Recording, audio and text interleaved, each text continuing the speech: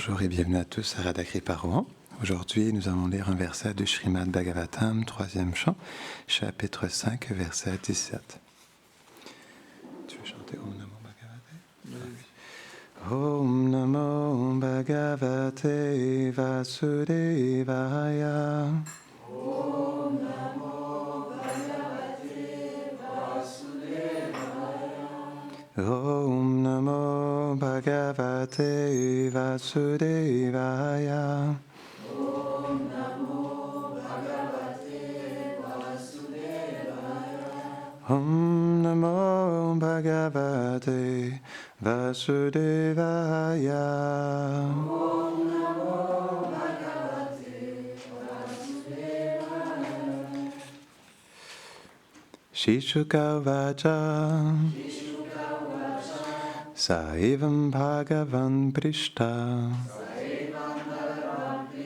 Kshatra Kosharavo Munihi Pumsam Nishreya Sartena Tam Aha Bahumanayan. Traduction. Shri Sukadev dit, étant ainsi interrogé par Vidura avec le but de promouvoir le bien suprême de l'humanité, ce plus glorieux sage Maitreya commença à lui parler chaleureusement. Commentaire.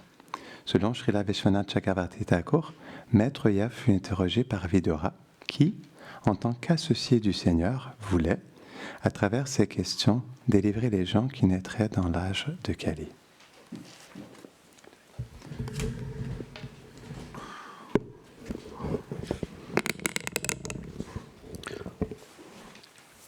Om Ghanam Timilam Dasyam Kanam Jaram Shalakaya Shakshurum Meditam Jena Taisme Shigulave Namaham Shri Chaitanya Manobistam Stapitam Vinabhutare Swayam Rupa Kadamayam Dadati Swam Padantikam. He Krishna Karuna Sindhu Dina Bandhu Jagatpate Gopisha Gopika Kanta Radha Kanta Namostute Tapta Kanchana Golangi Radhe Vrindavaneshvari Prichabhanu Sute Devi Pranamami Hari Prihe Jayo Shri Krishna Chaitanya Prabhu Nityananda Shri Advaita Gadadhar Shivasadi Gaur Bhakta Vindam Hare Krishna Krishna Krishna Hare Hare Hare Rama Rama Rama Hare Hare Blindai Tulasi Devai Priyaye Keshava Sacha Krishna Bhakti Pratidevi Satyavate Namo Namaham Vanchakalpatarubhyacha Kripa Sindhubhya Evacha Patitanam Pavanebhyo Vaishnavebhyo Namo Namaham Namo Vishnu Padaya Krishna Prestaya Bhutale Srimate Bhakti Vedanta Swamin Iti Namine Namaste Sarasvati Deve Kolavani Prachaline Nilveshesha Sunyavadi Prachatya Deshatarine. Il y a une école qu'on appelle le mayavadisme. C'est que cette philosophie voit tout comme Maya. Maya, c'est l'illusion. Le nom est illusoire, la forme est illusoire, les attributs sont illusoires, les divertissements sont illusoires. On accepte toutes ces choses qui viennent de la vérité pour après les rejeter, pour s'identifier en tant que le Seigneur suprême. Leur argument, c'est qu'ils prennent l'exemple de coquillages sur la plage. En fait, la mer, c'est Dieu. Mais parfois, quand elle va sur la plage et qu'elle se retire, Dieu est capturé comme des coquillages par, en fait, l'énergie matérielle. C'est l'énergie matérielle qui capture Dieu, qui divise Dieu. Mais ça, c'est Sankaracharya qui a inventé cette philosophie, sous l'ordre du Seigneur suprême. C'est un très beau divertissement. C'est la philosophie la plus répandue, en fait, dans le monde maintenant. En Inde, c'est partout, le Mayavadi. Mais il y a une fatalité dans cette philosophie. C'est que Maya Dakshina Prakriti, cette énergie matérielle, elle est toujours sur le contrôle du Seigneur suprême. Et elle existe toujours par le Seigneur suprême. Et si tout est illusoire, d'où viendrait cette énergie? Pourquoi elle apparaîtrait indépendamment? Puisqu'à la fois ils disent que tout vient du Seigneur suprême, et à la fois ils disent qu'il existe quelque chose d'indépendant qui capturerait le Seigneur suprême et qui ferait en fait que les êtres vivants soient illusionnés en pensant qu'ils sont matière. Ça n'a pas de substance. Puisqu'en fait, le Seigneur a des énergies, et ces énergies, ils sont toujours contrôlés par lui. Dans cette philosophie, alors chacun a le droit de penser, on parle de philosophie. En Inde, il y a toujours des débats philosophiques. Par exemple, une fois, quelqu'un m'avait dit qu'on vendait un livre qui parlait de la philosophie bouddhiste. Et il dit, mais c'est horrible votre livre, c'est critique. Je fais non, c'est pas la mentalité en Inde, c'est qu'il y a des débats philosophiques. Il y a toujours eu des pandits qui ont débattu entre eux. Parce qu'en fait, il existe différentes philosophies qui exposent une conception du Seigneur évolutive. Donc, selon notre conscience, on accepte une philosophie qui évolue. Mais dans la philosophie Bhagavat, on accepte que la connaissance qui est donnée par le Seigneur n'est pas illusoire, comme son nom, comme sa forme, comme ses attributs, comme ses divertissements. Par exemple, pour un Mayavadi, la connaissance, elle n'est pas éternelle. La connaissance, elle est juste utilisée, mais elle n'amène pas au but, elle doit être rejetée. Parce qu'en dernière analyse, quand je deviens Dieu, je rejette tout. Tout attachement, toute forme, tout nom, tout attribut de moi-même. Tout doit être annihilé. Rien n'existe. C'est pour ça que même la philosophie qui est donnée en fait par la vérité, elle est temporaire. Même quand la vérité descend, il est temporaire. Ils acceptent cette vérité en l'acceptant comme eux-mêmes pour après la rejeter. Ça, c'est la philosophie Mayavadi. C'est pour ça que les professeurs de cette philosophie, les gourous, enseignent les lilas du Seigneur. La danse rasa, par exemple. Mais leur but, c'est de s'absorber dans ces lilas, dans ces divertissements, pour après les rejeter comme une illusion. Leur conception, c'est que le Brahman sans forme prend une forme momentanément, illusoire, puisqu'elle est temporaire, pour aider les êtres à devenir Dieu. Mais en fait, si on regarde les enseignements de Krishna, ce n'est pas du tout ce qui est dit dans tous les Védas. C'est pour ça que Sankaracharya, qui a reçu cet ordre, il dit même Vyasadeva s'est trompé. Alors là, ça va loin.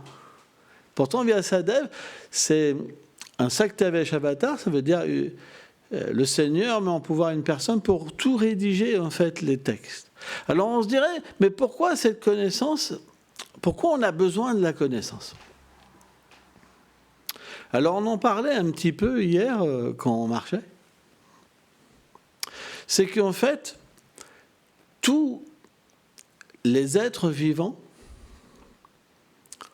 agissent par le désir. Ce n'est pas possible de ne pas désirer. Le désir est inné chez l'être. Vous pouvez désirer Dieu, désirer être un commerçant, un footballeur, mais vous êtes obligé de désirer. Le désir ne peut pas être enlevé, parce qu'il est inné en l'âme. Or, quand la connaissance est transcendantale,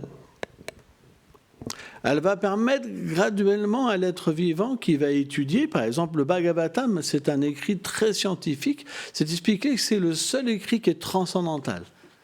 Tous les autres ne parlent pas de cette vérité purement. C'est ce que Vyasadeva. On sait que Narada Muni est venu rencontrer Vyasadeva. Vyasadeva avait déjà écrit le Mahabharata, tous les Puranas, etc. C'est sur le yoga, le ceci, le cela. Tout était écrit. Et il lui a reproché, il lui a dit, est-ce que tu te sens bien maintenant que tu as égaré les gens ? En fait, ce n'est pas que Vyasadeva a égaré, c'est qu'il a utilisé les désirs des êtres. Il les a engagés avec la vérité absolue pour qu'ils puissent se purifier et progresser. Mais il lui a dit, c'est une forme d'égarement. Parce que comme tu n'as pas expliqué quelle est cette vérité absolue, automatiquement, ils ne peuvent pas pleinement bénéficier non plus de tes enseignements. Et pourtant, Vyasa avait écrit le Vedanta Sutra qui traite de la vérité, mais plutôt d'un aspect omniprésent, omnipotent, omniscient, mais pas dans sa douceur, pas dans sa toute beauté. Donc il lui a demandé maintenant de dépeindre les gloires du Seigneur d'une manière sans tache. Or, c'est là que le Bhagavatam est apparu comme le commentaire de tous les Védas. C'est pourquoi, si vous voulez comprendre la signification des Védas, c'est pas moi qui l'invente, ça c'est l'histoire qui veut ça. Si vous voulez comprendre la signification des Védas, il faut lire le Bhagavatam, avec des commentaires d'Acharya qui sont reconnus par la filiation spirituelle de Krishna lui-même, de Vyasadeva lui-même. On voit par exemple notre filiation spirituelle, elle remonte à Brahma, Madhva, Vyasa, etc. Donc, elle tire ses conclusions et son savoir de Vyasadeva lui-même. C'est pourquoi les commentaires qui sont reçus à travers une filiation spirituelle, elle n'égare pas les gens. On doit recevoir la connaissance qui est pure. Parce que la connaissance, quand elle est pure, elle change graduellement le désir de l'être vivant. Toutes ces conceptions intérieures vont évoluer sur la création, sur la conception de qui il est, de sa conception de d'où il vient, quel est le but de l'existence, qu'est-ce que ça veut dire l'amour, qu'est-ce que ça veut dire la concupiscence, ceci, le cela. Tout va évoluer au point, à un moment, où il va désirer être ce qu'il est éternellement, intégrer en fait sa relation éternelle avec la vérité. Sans ça, ce n'est pas possible. On a besoin de la connaissance. Alors on pourrait se dire, mais le Seigneur est transcendantal. Comment des mots peuvent refléter ce qui est infini ? Et c'est ça qui est mystique. C'est que le Seigneur, il est en toute chose. Il est toute chose. Et il peut accepter toute chose et se révéler à travers toute chose. C'est pourquoi même des arborigènes, par exemple, vont adorer Dieu à travers la foudre, à travers les arbres, à travers la nature, parce que le Seigneur, il est présent dans cette forme universelle, à travers la création aussi. Mais si on veut comprendre, on parlait hier d'intimité, si on veut comprendre pourquoi on a été créé, et c'est ça qui est important. Pourquoi on est là ? Pourquoi on est perdu ? Pourquoi on a oublié qui on est ? Pourquoi on pense toujours être quelque chose de différent de ce qu'on est ? On a besoin de la connaissance. Et cette connaissance, elle va nous amener à comprendre le sentiment que le Seigneur a intimement avec nous. À partir de là, quand ce sentiment, il se manifeste dans notre cœur, on devient libéré de l'illusion, mais pas avant. Tout est une forme d'illusion sans ça. Parce qu'en fait, lorsqu'il n'y a plus d'illusion, on peut comprendre pourquoi on a été manifesté. Pas avant. Ce n'est pas possible. Il y a une forme d'illusion tant qu'on n'est pas conscient de notre sentiment éternel. C'est pourquoi toutes les formes de philosophie qui n'amènent pas à ce sentiment éternel ont une forme d'illusion en eux. C'est ce que, en fait, décrit lui-même le Seigneur suprême. Mais en même temps, puisque l'être vivant est conditionné par l'ignorance, la passion et la vertu, s'il n'y a pas des Écritures où l'ignorance prédomine, où la passion prédomine, où la vertu prédomine, ils ne peuvent pas être attirés, accepter un chemin et progresser. Ce n'est pas possible. Parce que l'écriture transcendantale n'attire que des gens qui sont attirés à la transcendance. C'est pourquoi la multitude de voies qui existent, elle est donnée dès le début de la création. Et comment ? C'est très intéressant. Dans le Śrīmad Bhagavatam, 11e chant, c'est expliqué. À l'origine, il y a un savoir sur le pur service de dévotion qui a été donné à Brahma. Mais quand Brahma a manifesté différents procréateurs dans l'univers, ils n'avaient pas tous la même qualification. Il y en a qui étaient plus dans l'ignorance, dans la passion, dans la vertu, et ce savoir, il s'est interprété. Et ça a donné toutes les formes de savoir dans l'univers. C'est comme ça que le savoir originel, il est devenu multiple. Et donc, selon les qualifications des gens, les gens les ont acceptés. Mais si on regarde bien, et c'est ça qui est intéressant, c'est que même s'il y a toutes ces ramifications, elles viennent d'une même source. Ça veut dire qu'à un moment, en acceptant n'importe quel savoir qui vient des Védas, on va progresser. Et un jour, accepter la source, la pure dévotion, est notre vraie conception. C'est l'abandon. Notre vraie conception, ça veut dire qu'il n'y a plus de conception matérielle de la vie, d'action matérielle, de refuge matériel, de but matériel. On devient simplement qualifié pour la réalité éternelle. C'est ça le but. Mais tant qu'on ne comprend pas, on ne peut pas manifester le vrai désir. Donc c'est quelque chose qui est vraiment graduel. Ça prend des milliers de vies, des millions de vies. L'âme est éternelle. Pour quelqu'un qui est identifié au corps, quand on parle de millions de vies, et encore c'est rien des millions de vies, c'est l'horreur. Je vais errer pendant des millions de vies. Mais en fait, le temps n'a pas d'existence. C'est une forme d'illusion aussi. Par exemple, c'est expliqué par les Acharyas que tous les êtres vivants dans la création vivent 100 ans. Mais le temps n'est pas à la même échelle. Pour Brahma,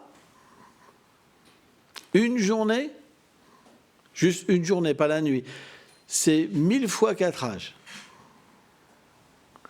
Rien que le plus petit âge, c'est 427 000 années. Vous rajoutez la moitié, ça vous donne un autre âge. Vous multipliez par 3, un autre âge. Par 4, un autre âge. Et ça donne juste un âge. Et vous multipliez par 1000, ça donne une journée de Brahma, même pas la nuit. Il faut multiplier par 2. Et Brahma vit 100 ans. Et pour le Seigneur, sa vie à Brahma, c'est juste une expiration. Une expiration. Le temps n'est pas sur la même échelle. Donc ça veut dire quoi ? Ça veut dire que tout le monde a cette sensation de vivre cette période. C'est pourquoi pour l'être humain, quand on parle de millions de renaissances, ça paraît extraordinaire, mais en fait, c'est rien du tout. Parce que sur la planète de Brahma, pendant que nous, on peut renaître des millions de fois, eux, ils n'ont qu'une naissance. Vous comprenez ? Suivant les actes pieux qu'on a fait ou impies. Plus les actes impies sont présents, plus le temps passe vite. Plus les actes pieux sont présents, moins le temps passe vite. Plus les planètes sont élevées, plus le temps est rallongé. Et en fait, c'est fait d'une manière intelligente. Pourquoi ? Parce que plus on fait des actes impies, plus on souffre. Plus la vie est courte. On a un corps adapté pour la souffrance. Sur la planète Terre, on a un corps adapté pour un peu de souffrance, pour un peu de bonheur. Si on a trop de bonheur, on meurt. Si on a trop de malheur, on meurt. Sur les planètes édéniques, on a un corps adapté à presque que du bonheur et d'une manière inconcevable. Et puis plus ça monte, plus en fait la conscience est élevée et l'extase est élevée.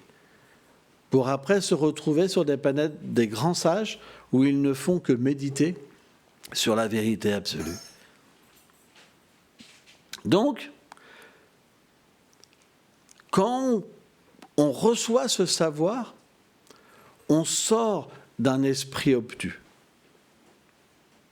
Ou simplement, on voit notre petite vie par rapport à un enfant, par rapport à notre sentiment envers quelqu'un qu'on aime, par rapport à notre travail, par rapport à nos difficultés, par rapport à notre maladie. Il faut se libérer. Qu'est-ce qui nous emprisonne ? Le mental. Le mental est une prison. C'est lui qui nous force à se réincarner vie après vie, en nous faisant croire « je suis une femme, je suis un homme, je suis ceci, je suis cela ». Quand on nourrit l'intelligence avec la connaissance, c'est pour ça qu'elle est importante. Krishna a dit, cette connaissance, elle détruit tout, toute l'ignorance. Elle est comme un feu.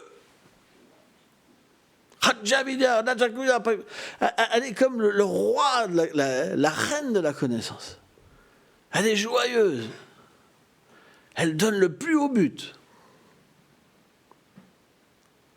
Lorsqu'on nourrit l'intelligence par cette connaissance, alors on peut graduellement se rapprocher de notre vérité. Et l'ego, le faux ego, qui nous conditionne à penser que nous sommes matière par cette intelligence, alors il peut graduellement accepter sa nature spirituelle.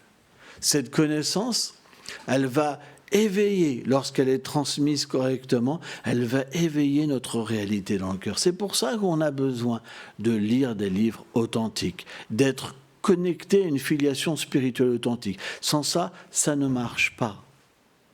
Qu'est-ce que dit Vyasadeva dans le Padma Purana ? Il dit, dans cet âge de Kali, il y a seulement 4 filiations spirituelles qui véhiculent la connaissance pure. Seulement 4. La Shri Sampradaya, Brahma Sampradaya, Kumara Sampradaya et Rudra Sampradaya. Celle qui vient de Shiva, celle qui vient des Kumara, celle qui vient de Lakshmi et celle qui vient de Brahma. Ces 4 personnages ont reçu la connaissance parfaite et la véhiculent à travers une filiation spirituelle. Tous les autres connaissances sont un produit qui est, c'est cette connaissance originelle qui est interprétée. C'est ce que dit Vyasadeva lui-même. C'est pourquoi l'être qui est intelligent, il va naturellement prendre refuge d'une connaissance qui va pouvoir le libérer complètement. C'est pourquoi cette libération qu'on obtient à travers cette connaissance, elle est appelée Vimukti, la Mukti spéciale. Parce que la libération, simplement, qu'on appelle Mukti, elle donne simplement de comprendre l'âme, mais d'un point de vue impersonnel. Juste obtenir la libération de la conception matérielle. Mais se voir libéré de la conception matérielle, ce n'est pas suffisant. On doit aussi recevoir la connaissance spirituelle. C'est très important. C'est pourquoi notre vie, devrait être basé sur le fait de se libérer de l'ignorance. À travers la mauvaise association, à travers la mauvaise action, à travers le fait de ne pas s'associer avec des purs dévots. Combien de temps nous passons dans l'ignorance, dans une journée? Et quel est le résultat de l'ignorance? C'est l'ignorance. C'est pourquoi le Seigneur nous a donné des moyens qui sont très scientifiques pour se connecter à lui. Le chant des saints noms. On peut chanter toute la journée. L'étude. L'adoration de la déité. Le Seigneur vient sous cette forme pour recevoir notre service. L'écoute. Et le fait de vivre avec les dévots dans le sein d'âme. C'est des processus très puissants. Quand on accepte ces processus dans notre vie, alors on évolue. C'est graduel. On ne passe pas de l'ignorance à la pleine connaissance. Mais au fur et à mesure qu'on va écouter, au fur et à mesure qu'on va mettre en pratique ce qu'on écoute, c'est là que ça marche. Il ne faut pas simplement écouter comme un idiot et jamais mettre en pratique. Ça ne marche pas. Si vous écoutez, c'est pour mettre en pratique. Si vous écoutez mais que vous ne mettez pas en pratique, ça ne marche pas. La connaissance, on la reçoit, on la met en pratique et on réalise. Quand quelque chose est pur, quand vous faites un pas, vous avez une réalisation. Moi, je sais, quand j'étais nouveau dévot, c'était comme ça. Et j'étais obligé de tout accepter, tout abandonner. Parce que c'était tellement réel, tellement puissant, tellement réel, que tout est parti. Pas le choix. Parce qu'il y a l'expérience, parce qu'on voit. Mais pourquoi on peut voir? Parce qu'il y a aussi ce désir au fond de nous-mêmes. Je veux savoir. Je veux obtenir Krishna. Je donnerai tout pour lui. Et c'est ça qui est important. C'est qu'on ne peut pas obtenir Krishna sans abandon. En proportion qu'on vient à lui, qu'on laisse tout pour lui, en proportion il vient. Il n'y a pas d'autre moyen. C'est ça la voie de l'amour. Je suis prêt à tout pour toi, à mourir pour vivre pour toi. Je suis prêt à tout délaisser pour toi. Et là, on peut voir. Sans ça, c'est pas possible. Qu'est-ce que c'est Maya? Maya, c'est un faux royaume. Vous faites votre maison, c'est à moi. Mon petit mari, ma petite femme, mes petits-enfants, mes petits ceci, mes petits cela. Je suis bien, c'est mon royaume. C'est une prison. Quand vous pensez comme ça, vous êtes en prison. Vous êtes esclave des désirs qui vont pousser d'autres désirs et encore d'autres désirs. C'est sans fin. Je veux une télé, je veux ceci, je veux cela, je veux ceci, je veux cela. C'est sans fin. Une machine épouvantable, surpuissante. Kama et Shaguna, la Jaguna sont bava, tellement puissant. Elle vous avale, elle vous crache, elle vous rompt, elle vous avale. C'est tellement puissant. Vous ne pouvez pas vous en sortir. Tu rigoles. Mais c'est pas si simple. Tellement puissant. Mais quand vous comprenez que c'est une source de souffrance, alors vous redonnez tout au Seigneur suprême. Aujourd'hui, c'est plus ma maison. C'est plus ma femme. Je ne suis pas cet être indépendant. Je suis ton serviteur. Et aujourd'hui, j'accepterai ce travail pour maintenir ta demeure, pour te nourrir, pour te donner de la joie et pour aussi maintenir tes dévots. Quand il y a cette abnégation qui est en nous, alors Krishna écoute nos prières. Il dit, oh, il est prêt à quitter son petit bonheur, son indépendance. Oh, il veut revenir dans mon royaume. Il a compris. Il a compris qu'il s'était trompé. Il a compris qu'il s'était trompé. trompé. Hein? Il veut revenir avec moi. Alors Krishna dit, ok, je vais faire tous les arrangements. Et là, les tests vont venir. Parce que tout va venir à l'encontre de ce que vous vouliez. Parce que Krishna va venir là où vous ne voulez pas. Il va tout reprendre graduellement. Tout. Qui est prêt à ça? C'est ça que cette connaissance donne. Il restera zéro. Plus aucun désir. Juste l'amour. Mais pas l'amour impersonnel. L'amour parce que Krishna, en proportion qu'on abandonnera tout pour lui, alors il viendra à nous.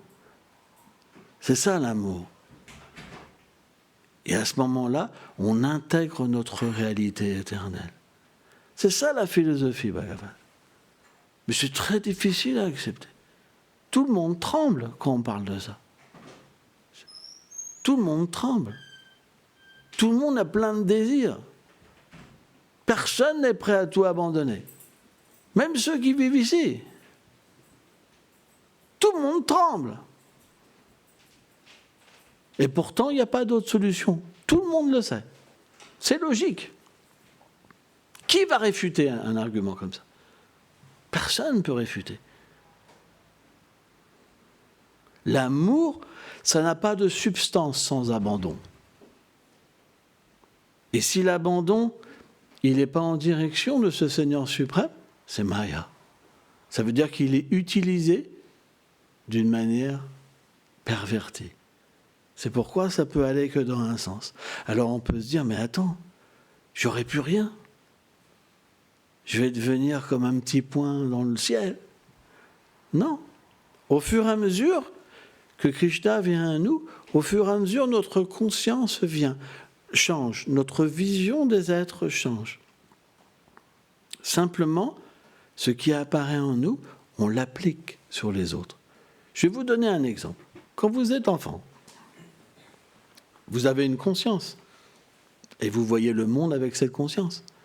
Quand vous évoluez, vous voyez le monde avec cette conscience. Par exemple, Thomas, il m'expliquait hier qu'il faisait du bodybuilding avant. Donc il avait cette conscience avec le bodybuilding. Il voyait le monde. Et puis il a découvert une autre façon de penser. Aujourd'hui, il voit avec une autre façon de penser. Et quand il découvrira avec une autre façon de penser, il verra les choses. Et une fois qu'il découvrira son éternité, cette chose qui ne change plus, il verra les choses de cette manière. C'est une évolution de la conscience. Alors on pourrait se dire, mais on peut encore évoluer, encore évoluer. Ça, c'est une conception qui n'est pas la conception Bhagavad. C'est qu'il y a un moment, on devient situé dans notre réalité. Heureusement, d'ailleurs. Sans ça, ça serait sans fin. C'est normal qu'il y a une réalité. Mais cette réalité, elle est évolutive. Et c'est ça qui est intéressant. Matériellement, quand vous êtes avec quelqu'un, la personne est limitée, ça ne va pas aller plus loin. C'est juste question de temps, vous ferez le tour. Mais le Seigneur, il est infini. Il est tout puissant. Et lorsqu'il manifeste sa douceur, qu'est-ce qui se passe? Vous ne pouvez pas voir qu'il est le Seigneur suprême, mais votre ami, votre amoureux. Et dans cet échange, en fait, c'est toujours évolutif et toujours plus grand. Ça n'a pas de fin. Et lui aussi grandit. C'est quelque chose d'inconcevable. C'est pourquoi cette finalité, elle n'est pas statique. Elle est extatique. Même le Brahman, c'est statique, c'est expliqué. Lorsqu'une personne peut avoir l'expérience du Brahman, se fondre dans le Brahman, ça a une limite. La preuve, c'est qu'on y revient. Mais lorsqu'on atteint Krishna, on ne revient jamais. Complément.